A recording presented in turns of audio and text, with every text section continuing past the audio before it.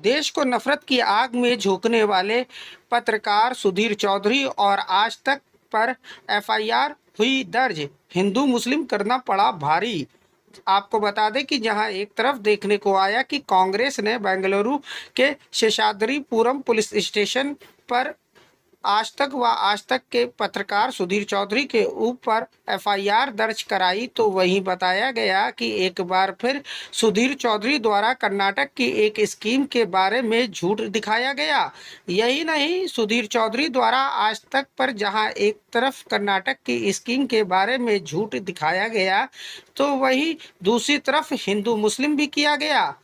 अब हम आपको कर्नाटक में कांग्रेस सरकार की उस योजना के बारे में बताएंगे जिसके तहत वहां की सरकार, कांग्रेस की सरकार जो है, गरीब अल्पसंख्यकों को ऑटो रिक्शा और टैक्सी खरीदने में 50% की सब्सिडी देगी। यानी गाड़ी की आधी कीमत सरकार देगी और बाकी की आधी कीमत चुकाने के लिए भी सरकार लोन देगी। अब आप खुद सोचिए कि कर्नाटक में अगर आज किसी गरीब व्यक्ति ने अल्पसंख्यक नहीं बल्कि बहुसंख्यक समाज में जन्म लिया हो तो वो अपने आप को आज कितना कोस रहा होगा। कर्नाटक के जो बाकी के जो धर्मों के लोग हैं, जो बहुसंख्यक धर्म में हैं, वो सोचते होंगे काश हम भी अल्पसंख्यक होते। कर्नाटक सरकार का कहना है कि वो अपनी इस नई योजना के तहत लोगों को आत्मनिर्भर बनाना चाहती है और उनके लिए रोजगार के नए अवसर पैदा करना चाहती है। लेकिन दूसरी तरफ वो ये भी कहती है कि इस योजना का लाभ सिर्फ गैर हिंदुओं को ही मिलेगा। ये योजना हिंदुओं के लिए नहीं है। यानी अगर कोई व्यक्ति हिंदू है, चाहे कितना भी गरीब है, चाहे उसके पास कोई पैसा नहीं है, तो उसे सरकार ऑटो रिक्शा और टैक्सी खरीदने पर सब्सिडी नहीं देगी। लेकिन अगर कोई व्यक्ति मुस्लिम समुदाय से है या फिर ईसाई है, जैन है या बौद्ध धर्म से है, तो इन लोगों को सरकार की तरफ से ऑटो रिक्शा और टैक्सी खरीदने पर 50% की सब्सिडी मिलेगी। झूठ दिखाकर जहां एक तरफ हिंदू मुस्लिम कर रहे सुधीर और आज तक पर कांग्रेस के आईटी मंत्री ने एफआईआर दर्ज कराई, तो वहीं देखने में आया कि देश को नफरत की आग में झोंकने वाले सुधीर चौधरी के कहीं पीछे आग भी लगी।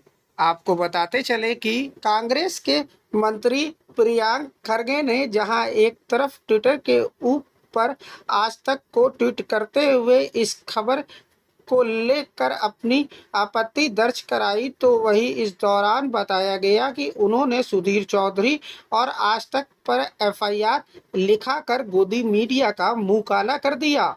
तो वहीं सुधीर चौधरी का झूठ बेनकाब हो जाने के बाद और मुंह काला हो जाने के बाद आखिरकार सुधीर चौधरी ने ट्विटर के ऊपर ट्वीट करते हुए लिखा कि कर्नाटक में कांग्रेस सरकार द्वारा मेरे खिलाफ एफआईआर की जानकारी मिली है।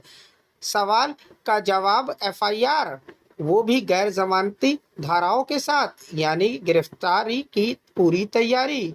इसके साथ ही सुधीर चौधरी ने लिखा, यानी गोदी पत्रकार ने लिखा, मेरा सवाल ये था कि स्वावलंबी सारथी योजना में हिंदू समुदाय शामिल क्यों नहीं है। इस लड़ाई के लिए मैं भी तैयार हूं, अब अदालत में मिलेंगे। फिलहाल देखने में आया कि कांग्रेस द्वारा जहां एक तरफ एफआईआर दर्ज करा दी गई, तो वहीं खिसियानी बिल्ली ट्विटर के ऊपर खंबा नोचते हुए नजर आई। आपको बताते चले कि सुधीर चौधरी द्वारा जहां एक तरफ हिंदू मुस्लिम करते हुए देश में नफरत की राजनीति फैलाई जा रही, तो वहीं आपको बता दें कि इससे पहले भी ऐसे ही मामले को लेकर सुधीर चौधरी की गिरफ्तारी हो चुकी है। फिलहाल आपको बताते चले कि जिस योजना की बात सुधीर चौधरी कर रहा था और उसमें बता रहा था कि हिंदू समुदाय नहीं शामिल है, तो उसी स्कीम का एक स्क्रीनशॉट मैं आपको दिखाता हूं और इसमें साफ तौर पर आप देख सकते हैं मिनॉरिटी को 50% सब्सिडी दी गई, तो वहीं एससी एसटी को 75% सब्सिडी दी गई है। अब सुधीर चौधरी से पूछने वाली बात यह है कि क्या एससी एसटी में हिंदू समुदाय नहीं आता है। फिलहाल देखने में आया है कि हिंदू मुस्लिम कर देश में नफरत फैलाने वाले सुधीर चौधरी के ऊपर कानून का शिकंजा कसा है, जिसको देखते हुए एक बार फिर वह बौखला गए। यह तस्वीर तो आप लोग भूले नहीं होंगे। यह सुधीर चौधरी की पहले की तस्वीर है जब उन्होंने देश में नफरत फैलाने का काम किया था और इसी तरीके से एफआईआर दर्ज की गई थी, जहां पर आप देख सकते हैं कि किस तरीके से वह पुलिस वालों के साथ बच्चों की तरह लड़ते और झगड़ते नजर आ रहे हैं। फिलहाल किसी ने सही कहा है कि सच को छुपाया नहीं जा सकता और बुरे का मुंह हमेशा काला होता है।